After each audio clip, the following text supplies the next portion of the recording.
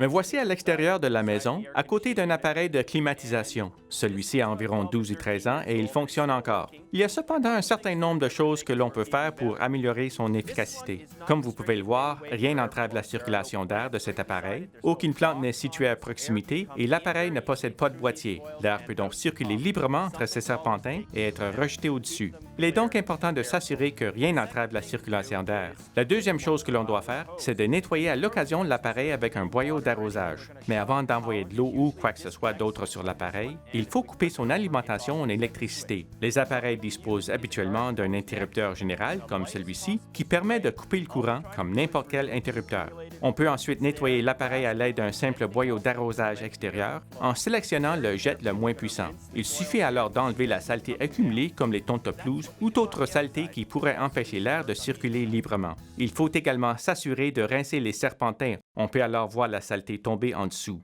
Voilà tout ce qu'il y a à faire à l'extérieur. Nous allons ensuite faire quelques ajustements à l'intérieur. Si vous voulez que votre système de climatisation fonctionne bien, nous vous suggérons d'ajuster le débit dans les diverses pièces. Le sous-sol sera sans doute plus froid.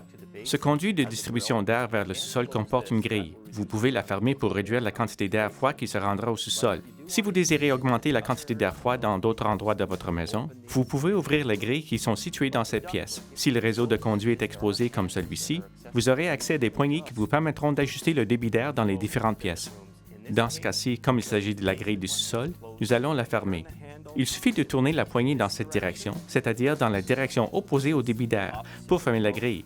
Dans les autres pièces de la maison, il faut tourner la poignée de ce côté pour ouvrir la grille et avoir un débit d'air maximal. Lorsque l'on veut profiter de l'air conditionné, on veut que l'air soit distribué au rez-de-chaussée et au deuxième étage et éviter qu'il refroidisse trop le sous-sol.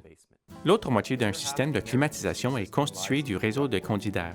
Ce réseau n'est habituellement pas visible, mais on peut le voir au travers d'un plexiglas dans le cas de cet appareil. Cet appareil est important car c'est lui qui fait entrer l'air froid dans la maison. L'air passe dans ce serpentin, est refroidi et est distribué dans toute la maison. L'eau est également extraite de l'air et s'écoule par un tube. Donc, si jamais vous voyez du liquide s'accumuler autour, votre tube est probablement bloqué. Vous devez alors faire venir un spécialiste pour qu'il remédie la situation. L'air doit également circuler dans ce serpentin, d'où l'importance du filtre qui retiendra toutes les saletés. Évidemment, il s'agit d'un filtre remplaçable. Ce serpentin est très difficilement nettoyable. Prenez-en donc soin et votre système de climatisation fonctionnera très bien.